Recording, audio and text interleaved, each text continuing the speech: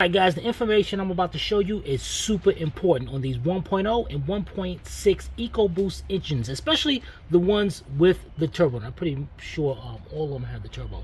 Now, as you already know, these engines are known for bad design. The oil pump belt and the timing belt, they're considered wet belts. They are always into oil. Now on this car right here, we have already replaced, check out the video series, we have already replaced the timing belt, the oil pump drive belt, and the oil pump on this. Because what happens is the belts break apart, clog up the oil screen, and the car loses oil pressure. Now here's the problem with this.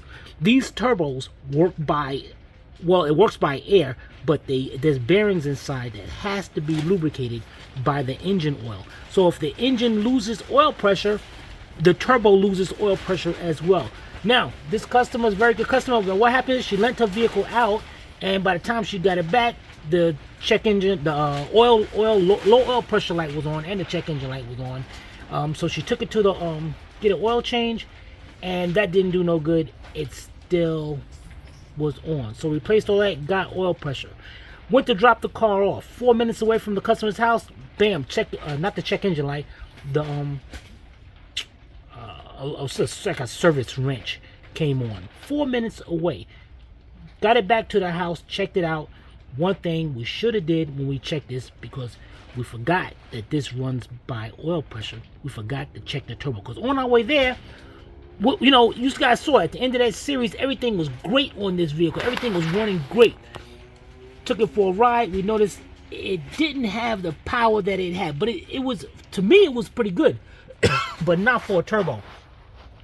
So we got it back here, and now I'm going to show you guys that you have to check the turbo. When you're doing one of these vehicles that has low oil pressure, you got to check the turbo. And I'm going to show you a quick way of checking that turbo, besides having to go over here to the wastegate valve and checking all the vacuum. Now, we know all the vacuum lines are good on this, but I'm going to show you a way of doing this. Now, what's important over here is right here. Now, this is your little turbo. Now, I'm going to show you, I'm going to tell you a quick little instructions on how this works. Now, what happens is you got air sucking into here. There's a turbine wheel in here, and this turbine wheel is it rides on bearings, and this is your oil feed line that feeds those bearings, because without it it will seize up. And actually we did hear a whining noise on this. So now what happens is you got you got good lighting To go where? just right here all together. All right, now inside of here, when the car starts up, exhaust fumes comes out. It turns this wheel that's inside of here, and there's a turbine inside here I'm about to show you. And this valve right here, this is the actuator. I hope I don't get this too confusing to you guys, but this valve closes off a port and allows this car to boost turbo. Now over here, you have this hose right here. This is going into the intercooler. Then it goes down. Intercooler is like a little radiator. Then it comes out. Then it comes over to this hose right here and feeds inside the engine. So this right here is actually what's going to force air out and into the engine. The only way this turbo works is that as long as this valve closes off, and the diverter valve, which is underneath here, that is the diverter valve, and that's going to, when the car doesn't need boost, it's going to divert the air right back out the exhaust system. So, but one main thing, the turbine in here, no matter what, when you start this car up, that turbine should be spinning. Now, when you close this valve off, it's going to actually spin even more. So the first thing you want to do is check to make sure this valve is working. You see I got this vacuum line pulled off of here. So what I'm going to do is get me a vacuum hose.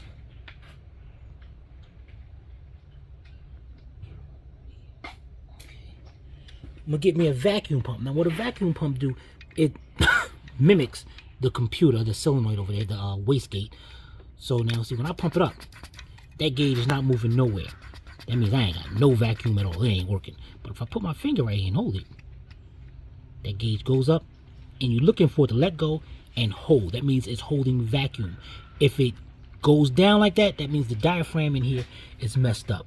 So what I'm going to do here is put this hose up to here and hook this end up to the vacuum pump. All right, now if you look right in here, switch sides, you're gonna see a rod down there. This rod right there. So when I apply vacuum, that rod's gonna pick up and it should hold. So I'm gonna have to pump it a few times.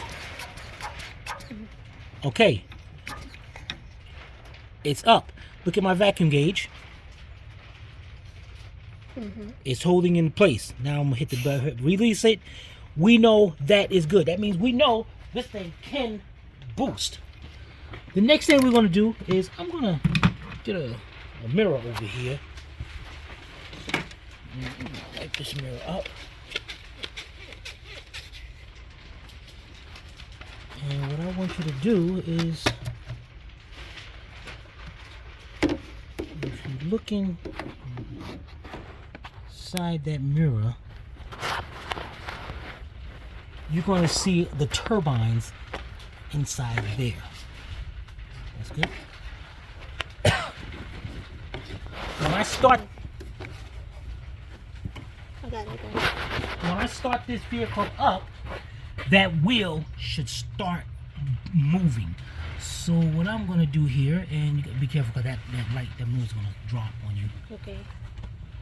You start it up.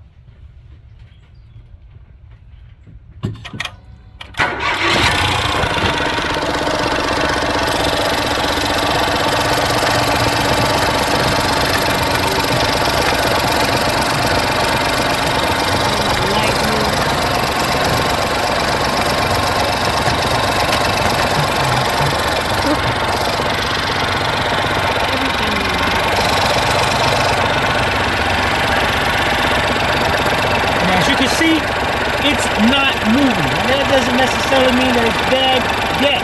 What we're going to do now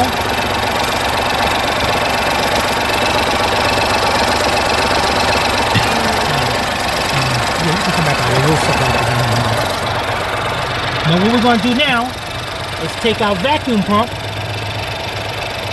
put it onto the actuator, and if you can see right through there, baby. Now I'm gonna watch my vacuum pump. We can go out. Watch my vacuum pump.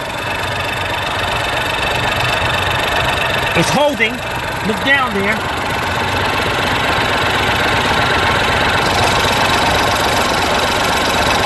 That thing didn't move at all. That sucks. Which means this turbo, the bearings, the turbo. Now there's two wheels in it. Let me release this. Shut this off.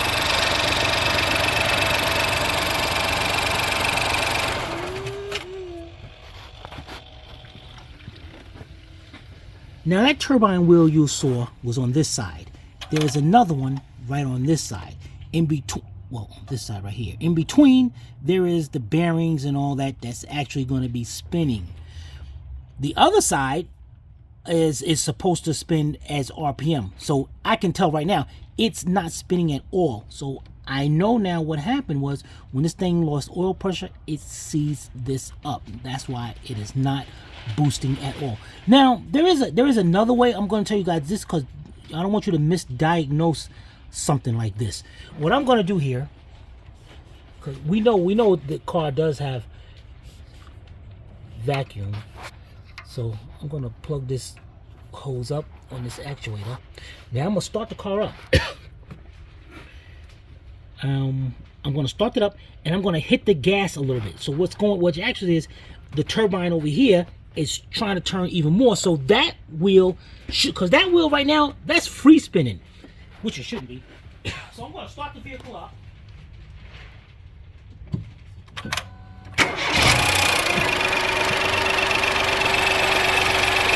Now want to hit the gas a little bit.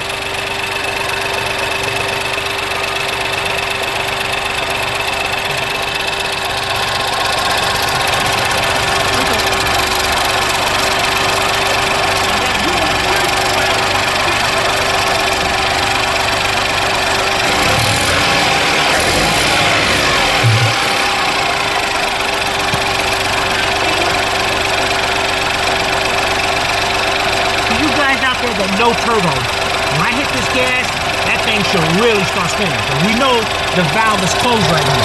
So yeah, and I'm gonna hit bring the RPM up a little more.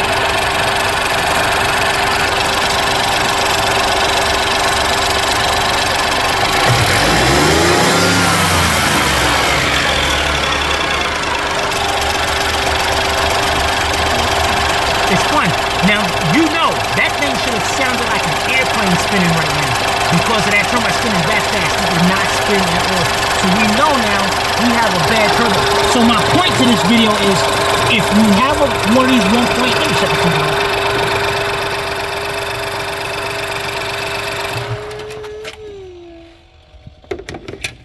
So my point is, if you have one of these 1.0, 1.6 engines that the customer brings in, or it's your vehicle that is messed up because of oil pressure, you got to check the turbo, because there's a good chance that if this car ran too long with that oil light, with that low oil pressure, it's going to damage the turbo. All right, hope this video helped you out, guys. Take care.